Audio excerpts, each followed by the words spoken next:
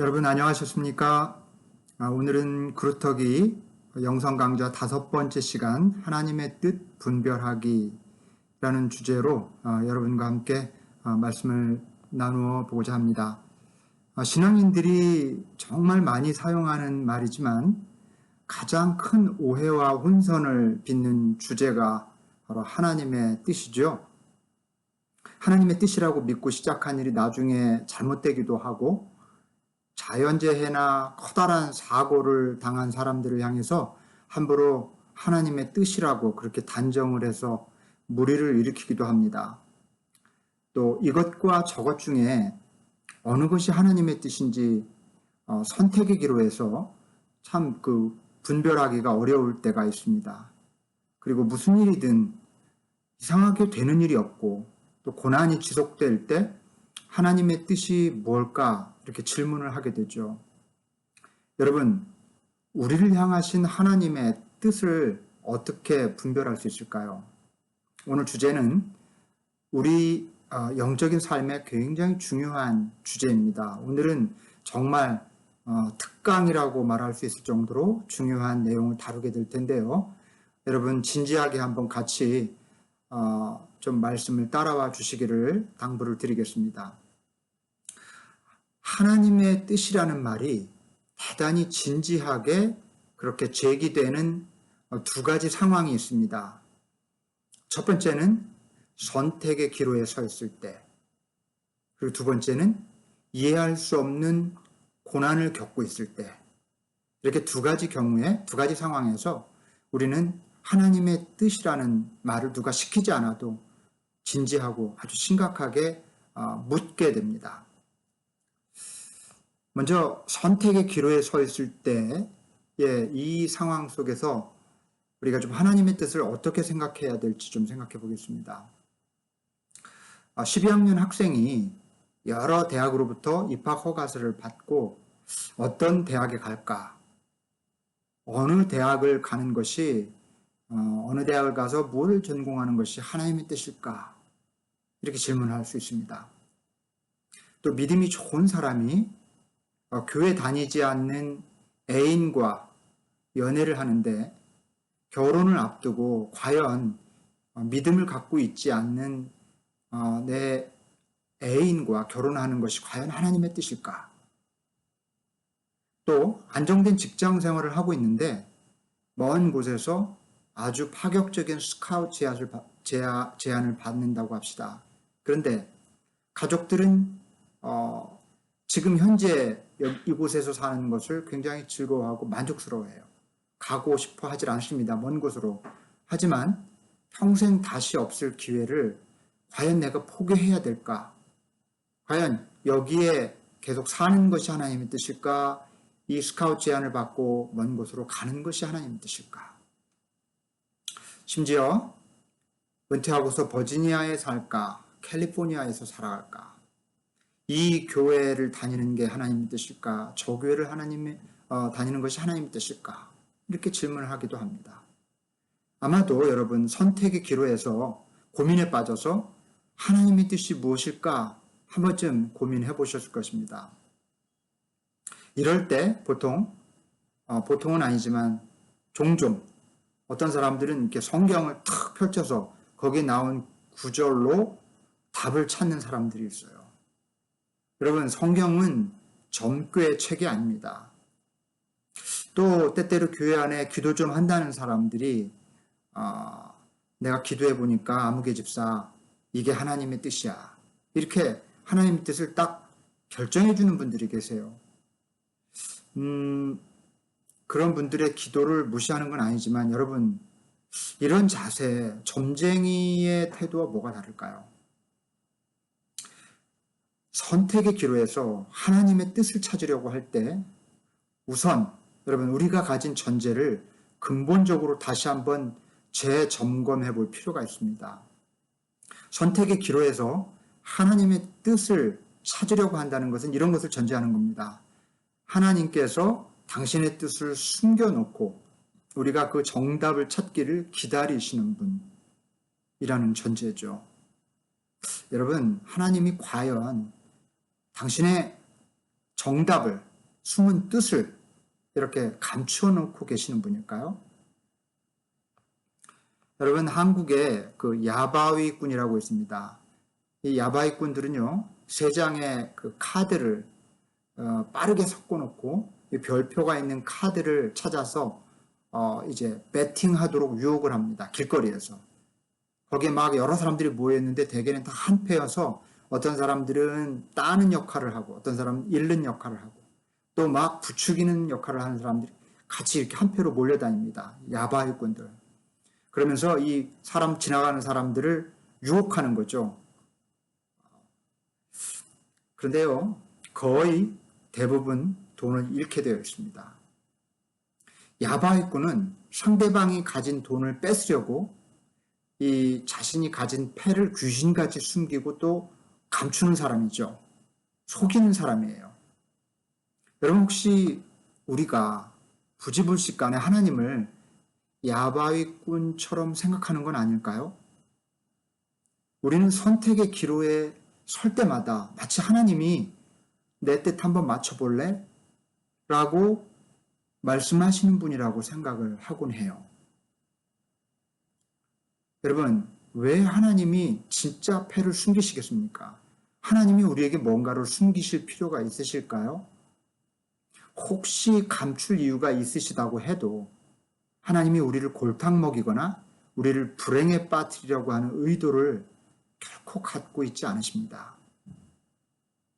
아빠가 어린 아이들과 그 숨바꼭질을 집에서 할 때가 있죠.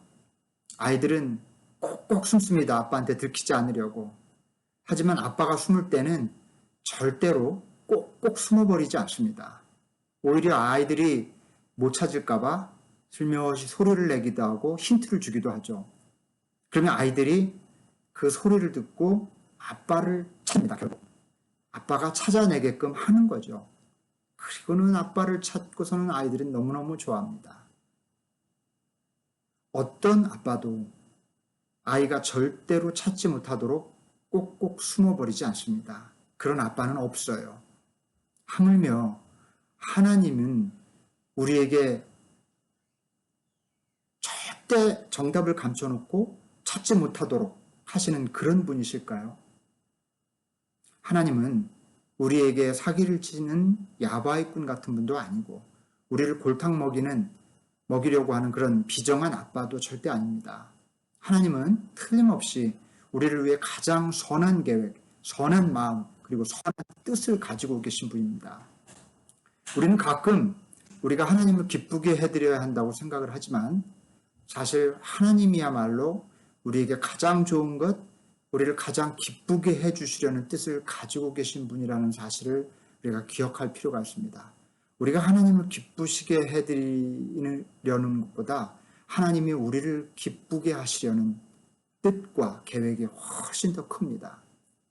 선택의 기로에서 하나님의 뜻을 생각할 때 우선적으로 이 사실을 꼭 기억해 두셨으면 좋겠습니다. 이런 이해의 기초 위에서 선택의 기로에서 우리가 가져야 될 몇 가지 자세를 간단히 정리해 보겠습니다. 여러분, 첫째, 선택의 기로에 있을 때 여러분 그게 정말로 선택의 기로인지 분별하십시오. 어떤 경우는 우리는 하나님의 뜻을 이미 분명히 알고 있어요. 다만 내 욕심과 내 욕망 때문에 괜히 하나님의 뜻이 뭘까 이렇게 질문을 할 수가 있어요. 명백하게 나쁜 일과 좋은 일 사이에서 하나님의 뜻을 묻는 것은 그것은 하나님을 기만하는 일입니다. 자신의 이익이나 욕망 때문에 결단이 쉽지 않거든 주님의 뜻을 따를 수 있도록 그렇게 여러분 기도하실 일이지 그런 순간에 선택의 기로에 선 것처럼 하나님의 뜻이 어디에 있을까라고 질문하는 것은 옳지 않습니다. 그다음 두 번째로 정말 중립적인 선택의 기로에 서 있을 때는 여러분 자유하십시오. 나를 향한, 우리를 향한 하나님의 선한 계획과 목적이 있다고 하는 것을 굳게 믿으시고 내가 가진 어떤 기호, 내가 가진 어떤 특성, 내가 좋아하는 그런 성향 같은 게 있잖아요. 그런 것을 하나님의 선물이라고 믿을 필요가 있어요. 그리고 그걸 존중할 필요가 있습니다. 그래서 이것도 그렇게 나쁜 것이 아니고 저것도 나쁜 것이 아니라면 자유한 마음으로 내가 좋아하고 내가 내 마음이 끌리는 쪽으로 자유롭게 선택하는 그런 자신감이 필요합니다. 다만 내가 좀 더 잘할 수 있고 그리고 내가 이 일을 통해서 사람들이 좀 더 행복해지고 그리고 이 세상이 더 아름다워지는 그런 쪽으로 선택을 하시면 됩니다. 정말로 중립적인 선택의 기로에서는 자유하실 수 있기를 바랍니다. 그리고 선택의 기로에서 여러분 중요한 말씀입니다.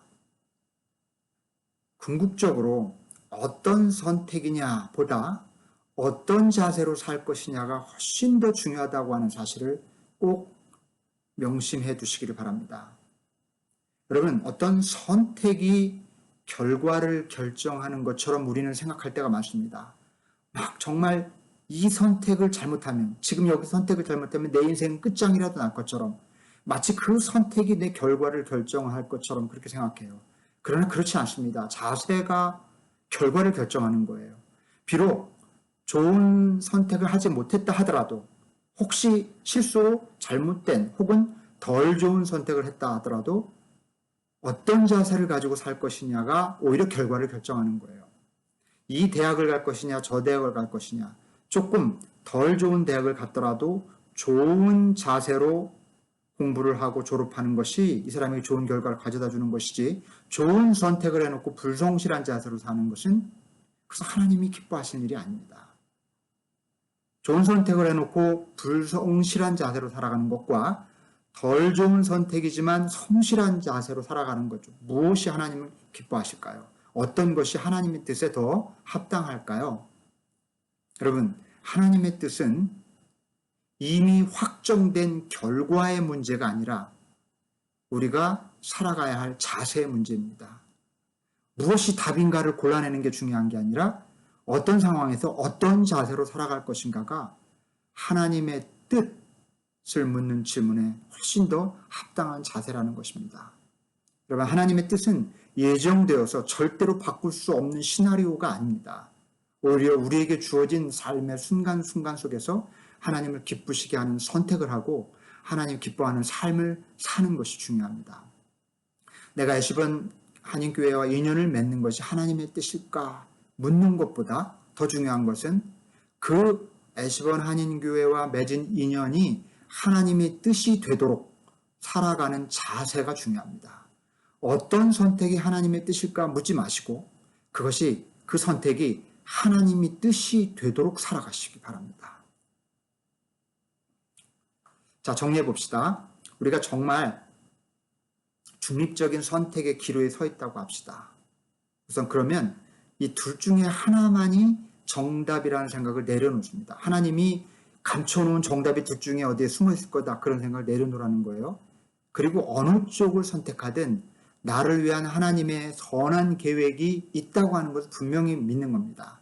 그리고 내가 기왕이면 둘 중에 더 잘할 수 있고 그리고 둘 중에 다른 사람을 더 유익하게 할 수 있고 둘 중에 세상을 더 아름답게 만드는 쪽이 어느 쪽인지를 선택하는 거예요. 담대하게. 그리고 일단 선택하셨으면 이 선택이 하나님의 뜻인지 더 이상 고민하지 말고 하나님이 정말 기뻐하실 만한 그런 성실하고 진실한 자세로 최선을 다해서 그 선택이 하나님의 뜻이 되도록 그렇게 살아가는 것이 중요합니다. 자, 우리가 하나님의 뜻을 묻는 진지하게 묻게 되는 그런 두 번째 상황이 있습니다. 첫 번째는 선택의 기로에 서 있을 때라고 말씀드렸는데요.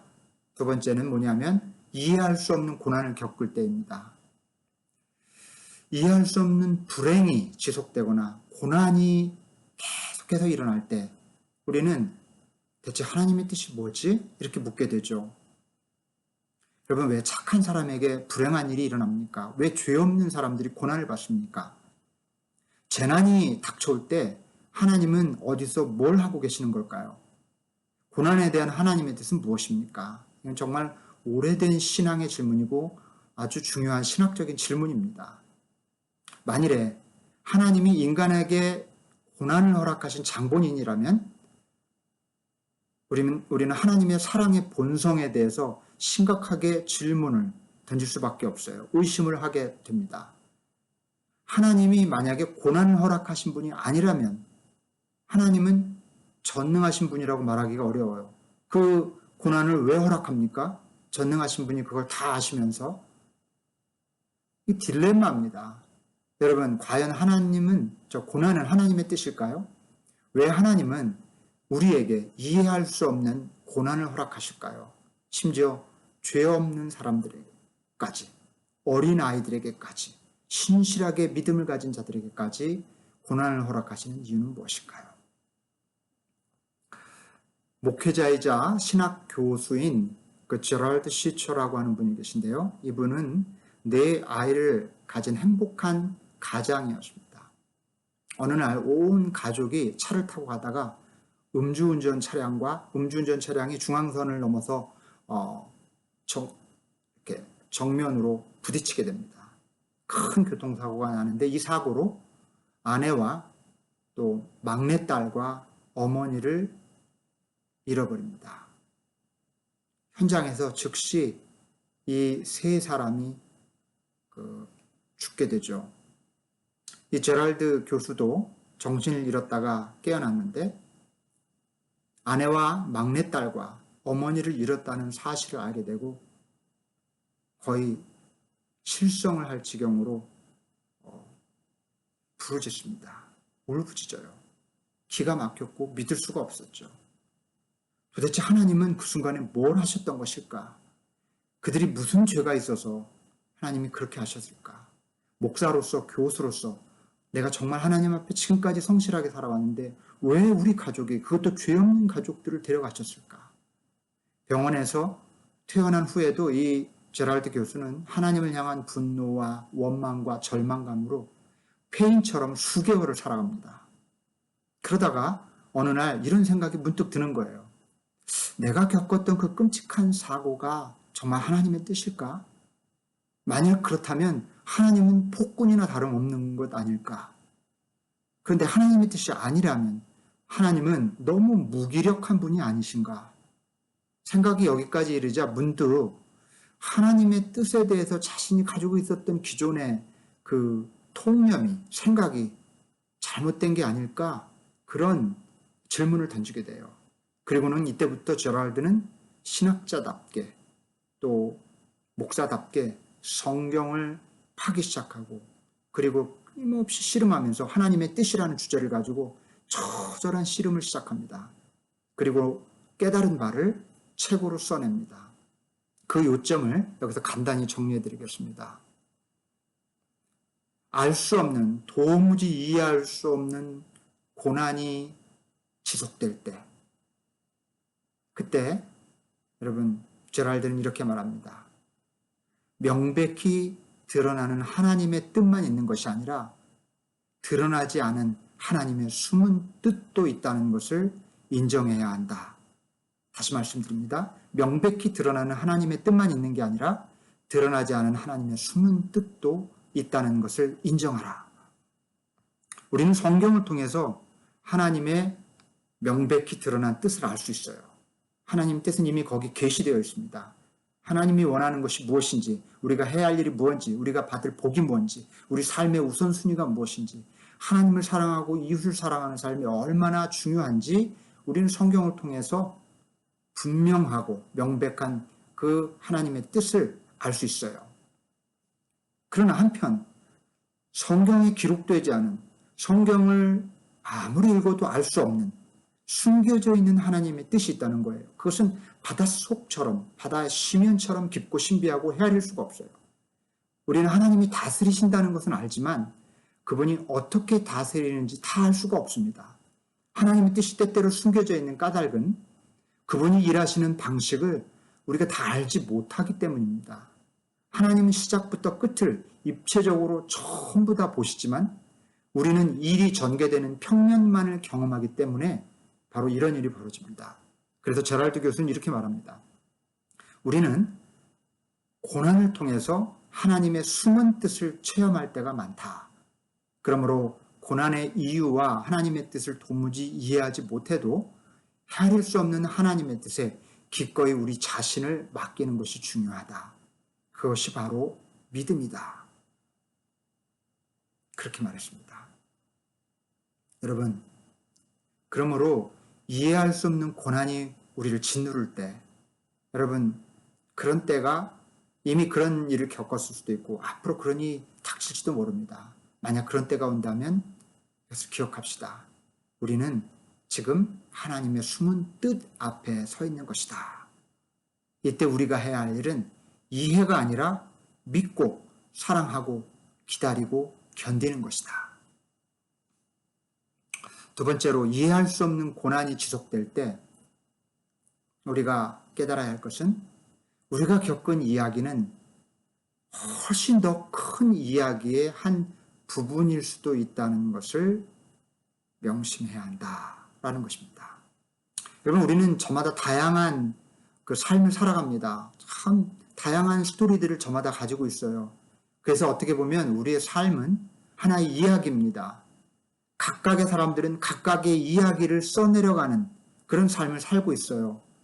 그런데 사람들은 자기 이야기에만 좀 빠져들어가는 경향이 있습니다. 다른 사람들의 이야기에 그렇게 큰 관심이 없어요.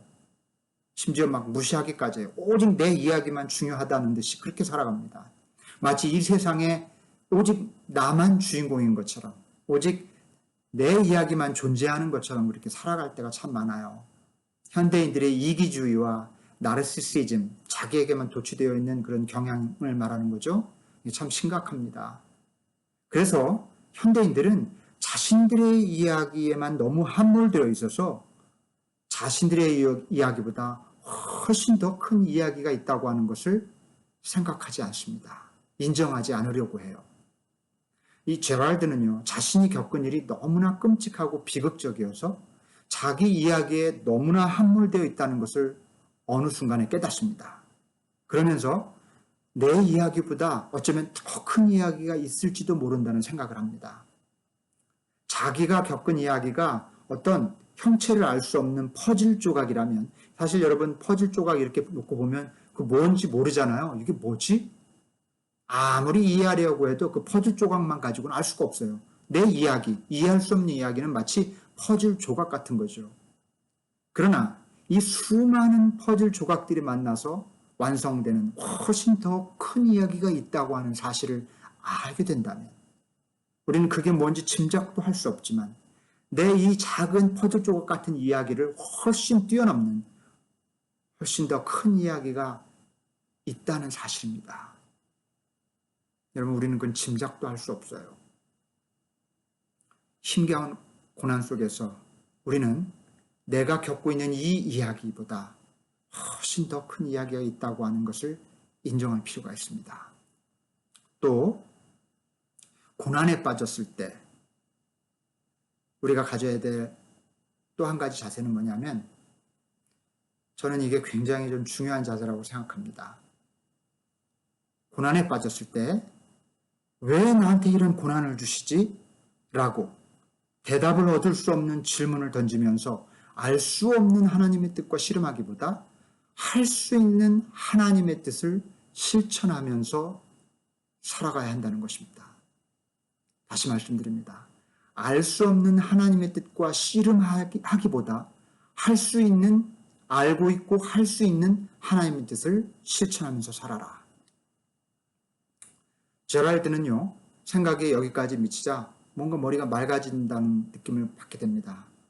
아하, 성경을 통해서 명백히 드러난 알 수 있는 하나님의 뜻과 내가 겪는 내 삶의 이야기는 내가 알 수 있는 부분이지만 알 수 없는 하나님의 숨은 뜻과 내 이야기를 훌쩍 뛰어넘는 더 큰 이야기는 내가 알 수 없구나. 그렇다면 하나님의 뜻과 더 큰 이야기는 하나님이 알아서 하실 부분이고, 나는 내가 알고 있고 내가 할 수 있는 하나님의 뜻을 따라서 살아가면 되겠구나. 그렇게 생각이 미치더라는 겁니다.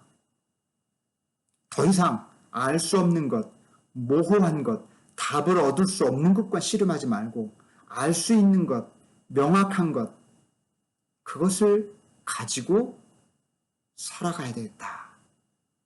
그때부터 제랄드는 그 끔찍한 사고로부터 겨우 목숨을 건진 살아남은 두 자녀가 눈에 들어오기 시작하더라는 겁니다. 그냥 자기 문제에 빠져서 정말 죽을 것처럼 씨름하면서 살아가다가 수개월이 흐른 거예요.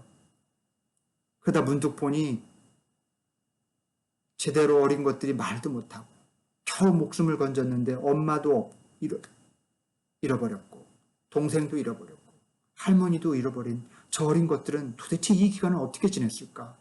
갑자기 아빠로서 너무 죄스러운 마음이 몰려오더라는 겁니다. 그러면서 내 남은 인생은 저 아이들의 상처를 보듬고 저 아이들과 함께 사랑하면서 살아가야 되겠다. 매일매일 그때부터 아이들과 함께 보내면서 잠시도 같이 떨어져 있지 않고 같이 보내면서 뜨거운 사랑을 쏟아 붓습니다. 그러면서 보니까 주변에 그 인근 커뮤니티 센터에 보니까 자기와 비슷한 그런 교통사고로 가족을 잃은 사람들의 모임이 있음을 알게 돼요. 거기에 아이들과 같이 참여하기 시작합니다. 그리고 나서 보니 자기보다 더 불행한 일을 겪은 교통사고로 그래도 자기는 두 자녀를 건질 수 있었는데 온 가족을 잃고 홀로 남은 그런 가족도 있었고 심지어 고아, 부모와 형제를 다 잃고 어린아이 혼자 남아 살아가는 아이도 있더라는 거예요. 그래서 저 아이들도 내가 가족처럼 품고 살아가겠다 결심합니다. 그러다 보니 전국적인 연대가 있다는 것도 알게 되었고 온 세계적으로 지구상에 얼마나 많은 그런 불행 속에서 살아가고 외로움 속에서 살아가는 사람들이 많은지를 깨닫게 되면서 정말로 할 일이 많다는 것을 깨닫게 된 겁니다. 그러면서 제랄드는 그동안 도저히 알 수 없는 하나님의 뜻과 부질없이 씨름했던 시간이 너무 아깝게 느껴졌어요. 차라리 그 시간에 우리 아이들을 더 케어하고 저 아픔 속에서 희망 있고 살아가는 아이들을 더 보살필걸. 저 고통과 외로움에 실망하는 수많은 사람들을 위해서 더 시간을 쏟을까 하는 후회하는 마음이 찾아오더라는 겁니다. 그러면서 제랄드는 이렇게 고백합니다. 나는 내가 확실히 알고 있어서 행할 수 있는 것과 하나님이 하시리라고 짐작만 할 뿐 내가 전혀 알 수 없는 것을 구별하는 법을 배웠습니다. 나는 이제야 비로소 하나님의 신비와 함께 사는 법을 배우게 되었습니다. 그 결단이 내 삶을 구했습니다. 여러분, 고난이 엄습할 때 우리가 해야 할 일은 왜가 아니라 어떻게라는 사실, 알 수 없는 하나님의 뜻과 부질없이 씨름하지 마십시오. 지금 알고 있고 할 수 있는 하나님의 뜻을 실천하실 수 있기를 바랍니다. 그것이 최선입니다. 여러분, 자연재해가 덮쳐서 수많은 사람이 죽는 그런 사고들이 자주 빈번히 발생합니다. 그때 함부로 하나님의 뜻이 무엇일까? 라고 질문하거나 저들이 죄를 받아서 저렇게 벌을 받는다고 그렇게 말해서는 안 됩니다. 코로나 바이러스로 수많은 사람들이 고통을 당하고 수많은 목숨들을 잃었을 때 하나님의 뜻이 무엇이라고 단정짓고 그것이 마치 재앙인 것처럼 그렇게 말할 것이 아니라 그 알 수 없는 하나님의 뜻과 씨름하며 또 함부로 발언할 것이 아니라 이런 재앙으로 인해 고통당하고 있는 이들을 보살피는 일, 분명히 알 수 있고 할 수 있는 하나님의 뜻을 따라 실천하는 것이 중요하다는 사실입니다. 여러분, 우리의 삶 속에서 하나님의 뜻을 분별하는 일, 이것이 얼마나 정말 중요하고 실천적인 일인지를 우리는 오늘 하나님의 뜻과 관련해서 여러분과 함께 생각하면서 돌아보는 시간을 가졌습니다. 중요한 선택의 기로에서 하나님의 뜻을 찾고 계십니까? 그렇다면 하나님의 뜻은 어떤 것입니까? 라고 기도하지 마시고 주님, 마땅히 가야 할 길을 걷게 하십시오. 걷게 해 주십시오. 이렇게 기도하실 수 있길 바랍니다. 이해할 수 없는 고난 속에서 하나님의 뜻을 묻고 계시다면 많이 힘들고 고통스럽겠지만 어째서, 왜 이렇게 질문하면서 공허함과 한탄과 절망에 빠지기보다 마땅히 가야 할 그 길을 가실 수 있기를 바랍니다. 어떠한 경우에도 우리는 하나님의 선한 뜻을 믿어야 됩니다. 끝까지 믿어야 합니다. 우리를 향한 하나님의 뜻은 틀림없이 가장 좋은 것이고 가장 선한 것이기 때문입니다. 여러분 감사합니다. 그루터기 영성 강좌, 오늘 하나님의 뜻을 분별하는 일에 대해서 여러분과 함께 나눴습니다. 다음 주에 또 뵙겠습니다. 감사합니다.